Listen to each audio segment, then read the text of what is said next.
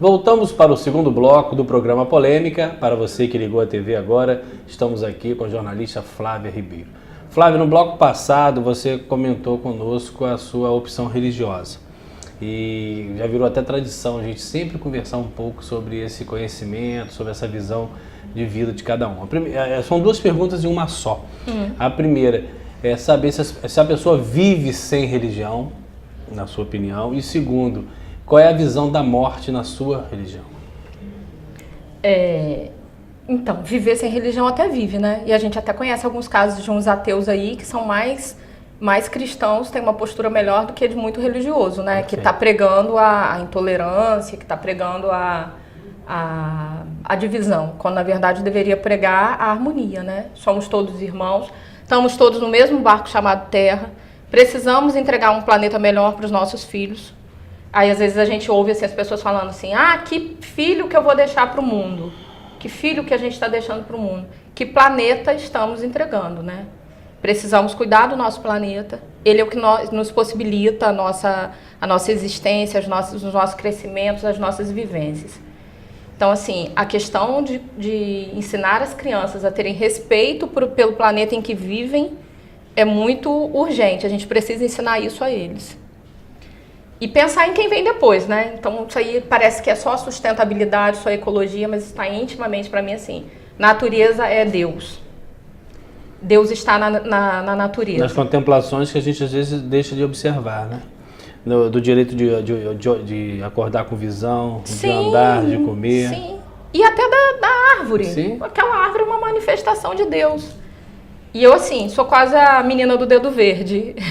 Eu trabalhei num programa de incentivo à agricultura sustentável e todo o meu desejo de estar próxima à natureza, que ficava meio quieto dentro das redações, no meio das câmeras, dos computadores, das impressoras, se manifestou ali. Eu vi rios nascendo por questões muito pequenas, assim, cerca e o rio, a nascente é aí. Vamos cercar essa nascente, plantar árvore. Daí a 2 anos tinha um rio rodando ali. Gente, impressionante, aquilo era fantástico. Não pode ser outra coisa que não seja Deus aquilo. Aquilo é Deus. E aí você me pergunta o que é a morte. Na sua concepção religiosa, se na minha vida após a concepção, morte. existe. Para mim, assim, é óbvio que existe, porque estaríamos aqui se não existisse alguma coisa depois. E a morte é uma passagem, né? Realmente é uma passagem, é um estágio diferente. É voltar para o outro lado, que é o mundo espiritual. Agora, sim, é a parte chata da história, né? Da gente ter que... Eu falei outro dia até com um conhecido que é espírita também. E ele estava falando da morte do irmão dele, que era meu amigo. E eu falei com ele, eu entendo tudo, assim. Tudo mesmo, entendo tudo. Mas me incomoda, assim, a questão essas separações são chatas. É uma saudade, né? Meu pai morreu agora, aí os meus filhos falam, o pequenininho então do meio fala muito. Você não morreu, mãe? Desencarnou. Eu falei, desencarnou, mas tá lá, né? Morreu foi em dezembro. E ele já vinha de um histórico de 10 anos muito doente, e aí eu entendo assim, que aqueles 10 anos foram os 10 anos que ele viveu com os netos. Todos os netos nasceram nesses 10 anos. E ele queria muito ter neto e queria muito Deus curtir. É muito bom, né? Muito bom. Ele teve esse período para ficar e ele curtiu muito, levou muito na escola, carregou muito o cone da frente da escola, porque ele já não enxergava direito, sei lá o que ele fazia. Uma vez ele carregou o cone da escola e as crianças achavam aquilo uma diversão. Às vezes dava a volta no quarteirão que a gente mora ali perto para deixar na escola, porque eles queriam ir com ele. Mas assim, eu tenho certeza que ele está bem, que ele não está mais doente. Mas eu tô sem ele, né? Assim, a gente tem uma saudade que a gente tem que aprender a conviver com ela, né? E pensar que um dia a gente vai se reencontrar. Mas até na nossa religião a gente tem um alento de saber que as pessoas podem nos dar notícias. E aí, isso também para eles é muito, muito tranquilo de lidar, de construir. É uma questão muito, muito menos... Eu acho assim, para quem morre um pai e você não acredita em absolutamente nada, deve ser muito mais complicado, porque você perde, né, o sentimento de perda. E o meu eu não perdi, eu sei que ele está vivo em outro estágio, em outra dimensão, né? Com todo respeito a todas as religiões, mas eu tenho vários amigos espíritas e a visão que a gente tem dele do sofrimento, eles passam uma força interior muito grande. Da onde isso é retirado dentro do espiritismo? Cláudio, eu não sei, eu não me sinto nem à vontade de falar assim, eu não posso falar em nome da doutrina não, porque eu não sou representante dela, claro. Eu sou só eu sou uma cidadã que é espírita, há muitos anos já, desde a adolescência. A força é o seguinte, a gente acredita na providência divina e sabe que as coisas têm motivo para acontecer e que existe uma lei de compensação. Então, provavelmente, a gente está passando por aquele problema por algum motivo e a gente tem que passar da melhor maneira possível, porque as missões dadas são missões para serem cumpridas. Se a gente, por exemplo, tem amiga minha que fala assim, nossa, como é que você aguenta 3 crianças alérgicas? Meu Deus, eu não aguentaria. Aguentaria sim. Claro que aguentaria. E aí as pessoas falam, uma coisa que me incomoda muito que eu queria falar, gente, quando alguém está grávida, o outro fala assim, é o quê? Já sabe o que é? Menino ou menina? Ah, não sei. Você quer o quê? Não, não importa. Se vier com saúde, tá bom. E se não vier com saúde, você vai jogar no lixo? Claro. O que você vai fazer com aquela criança? Os meus, por exemplo, são classificados como não têm saúde. Eles não adoecem, não se gripam, eles só têm reação alérgica. Assim, eu não consigo lembrar o dia que minhas crianças tiveram uma virose. Fulano tá com virose. Os meus não têm. A turma adoece, gripa, não sei o quê, e eles estão lá, firmes e fortes. Aí quando come alguma coisa, faz um teste e dá errado, aí tem aquelas consequências. Mas são classificados como não tem saúde. Eu vou fazer o quê com essas crianças fantásticas que Deus me mandou, que eu recebi? Vou jogar no lixo porque elas não têm saúde? Claro que não. Então a gente tem que parar de falar isso, né, gente? E aquele bebê tá ouvindo, né? O bebê tá na barriga da mãe, aí ou vem sem um dedinho, vem com uma síndrome rara, aí o outro... Porque nascer com saúde é o grande milagre, né? Que a concepção do corpo... Nascer já é o grande milagre. É uma confusão danada. E assim, por mais que os pais estejam perto e acompanhem, só a gente sabe, gente, o trabalho que dá para gerar uma criança. Para ter uma criança dentro da gente, a confusão que é. E já é um milagre nascer. E aí aquela criança escuta o amigo, a amiga da mãe fala assim, se vier com saúde tá bom, né? E a mãe concorda. E aí a criança pensa lá escutando, não tenho saúde, e aí? Será que não vai dar certo? Porque muitos falam, seja a vontade de Deus, mas na vontade não quer que seja, né? Não. Mas isso é do quer ser que humano, seja a nossa vontade. É do ser humano. Mas é um exercício que a gente vai fazendo de entender que as vontades da gente nem sempre é a vontade que deve ser, que deve prevalecer. Agora, tudo que a gente passa, com certeza, tem um motivo, tem um tempo e um prazo, né? Provavelmente sim. Então, quer ver? A conversa é boa. Flávia, me diz uma coisa, vamos falar um pouquinho agora também dessa questão específica da alergia. Eu fiquei muito gratificante, foi muito gratificante para mim receber você, a doutora Arlégiva e a... Eleonora Vasconcelos, que é a coordenadora lá da escola infantil. Que é a irmã da Simone, né? Sim. Que fomos lá conversar sobre a possibilidade de criarmos um projeto. E esse projeto já foi protocolado na Câmara, vai para o plenário, vai ser, se Deus quiser, aprovado por unanimidade e vai se tornar lei dentro do município. Só que eu quero que você fale sobre isso. Então, para a gente foi ótimo ter você ali, né? E aí a gente tem um grupo de mães, né, que luta por conscientização. E quando eu cheguei à escola lá da Giza, lá da Dona Arlete, a gente teve muito acolhimento. Por quê? Porque a alergia alimentar parece uma coisa muito simples, mas ela pode matar. E ela gera outras consequências, inclusive o bullying, inclusive até reações neurológicas, que as crianças às vezes ficam muito agitadas ou entram em algum diagnóstico de DDA, de hiperativo, por conta do que come, que intoxica o cérebro. Independente de você ser alérgico ou não, né?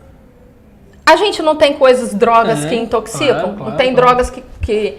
Se a gente pensar assim, a gente compreende que um leite, que um trigo pode ser para algumas pessoas um tóxico.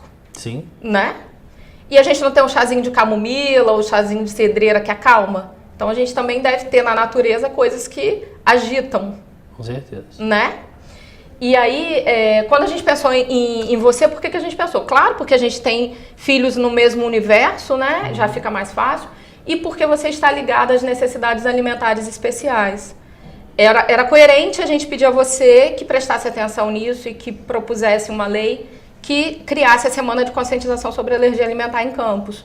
Porque o que a gente acredita? Que quanto mais a gente falar, mais a gente torna o mundo seguro. Para os nossos filhos e para os outros alérgicos também que vierem depois da gente. E a gente evita problemas, ensina a manipular, por exemplo, algumas questões na escola que a gente nem pensa, tipo o giz. Hoje em dia quase ninguém usa mais giz, né? O giz de quadro negro. Mas tem giz que tem leite. Ah, é? Se a gente pensar, o mundo quase tudo tem giz e trigo. Trigo, giz e soja. Quase tudo. E são alimentos mega alergênicos. O leite é muito alérgico, cara. O leite é o campeão, né? No Brasil, o leite é o campeão de alergia. Eu tomo demais. Gosto muito de leite. Bezerro. O ser humano é o único que cresce e continua ainda tomando leite, né? Será que isso tá certo? Pra que a gente precisa tomar leite? Dizem que faz bem, outros dizem que não. É uma outra polêmica essa. É outra polêmica para outro dia. Flávia, voltando um pouquinho também à questão profissional, na sua opinião, como o jornalista deve se portar diante de um fato verídico, mas que ele pode causar problemas, reflexos muito sérios dentro de um contexto social, mas existe a pressa de se divulgar primeiro. Você acha que essa história do furo jornalístico ainda vale hoje? Sinceramente, não. Eu acho que a verdade tem que prevalecer. A verdade deve ser o norte, deve ser o que você persegue, a verdade, nada mais do que a verdade. Agora, essa coisa de furo jornalístico, ainda mais em rede social, com certeza alguém já falou daquilo. Você acha que se perdeu um pouco o compromisso com essa vulgaridade das informações muito rápidas? Sim. Acho que em alguns momentos sim, e a gente não pode ignorar que existe uma imprensa sendo feita em cima de falácia, né? De fulano disse. De acordo com fontes, que fontes, gente? Se você não pode citar a fonte e você está dizendo que é verdade, será que é verdade? E o segredo jornalístico dessa fonte? Você acha que não vale a pena segurar? Sim, mas aí é outra questão, né? Não é para você falar uma fofoca. E tem coisa que não adianta, que você vai ter que... Vai ter que abrir o jogo. E você vai ter... Claro que a fonte tem que ser preservada, né? Isso é outra coisa, você preservar a sua fonte e você contar uma história, uma fofoca dizendo que alguém disse. Aí é o disse-me-disse, né? Aí Alguém disse que alguém disse. Aí, como dizia Ricardo André na redação, ele falava muito. Gente, jornalismo é verdade, o resto é banca de laranja. Ele tinha até um bom programa, Armazém Campista. Fazia um programa sobre isso. Flávia, e a política em si? Hoje eu estou experimentando, conversei com vocês, né? Um momento muito difícil, porque hoje ser político no Brasil é uma coisa de louco, né? Porque a maioria está toda enfiada dentro de um sistema de corrupção, de má fama, de improbidade. E, na sua opinião, o que se deveu a isso e se isso tem solução? Eu acho que não é agora. Você está percebendo agora porque você está lá dentro. Eu acho que sempre foi. Sempre foi. E solução é a gente começar a fazer diferente, né? A gente escolher diferente, cobrar diferente e não ir atrás de você para querer um empreguinho que você bote lá para servir café, para não sei o quê. Porque eu dei o meu voto para você. É o seu exercício de cidadão. Acho que o resultado é fazer diferente e ensinar as crianças a fazerem diferente. Nas coisas pequenas, não quererem tirar vantagem do exercício da cidadania, né? Flávia, a mulher hoje ela ocupa um espaço cada vez maior no mercado de trabalho.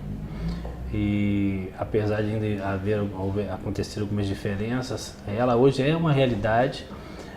As mulheres tendem a ser muito menos corruptas do que os homens. Se você observar nos canais e tudo, é difícil você ver uma mulher de centro, uma mulher de administração direta.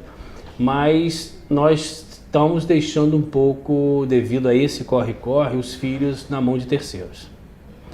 E muitos relatos, eu tenho aí 16 anos na área de família, de alguém chegar em casa e falar assim, caramba, meu filho está andando igual a secretária, comendo igual a secretária, com gestos igual a secretária. Como a gente controlar esse corre-corre do dia a dia, esse imediatismo, esse trabalho exacerbado, sem perder a liga de criação e formação ética e moral dos filhos?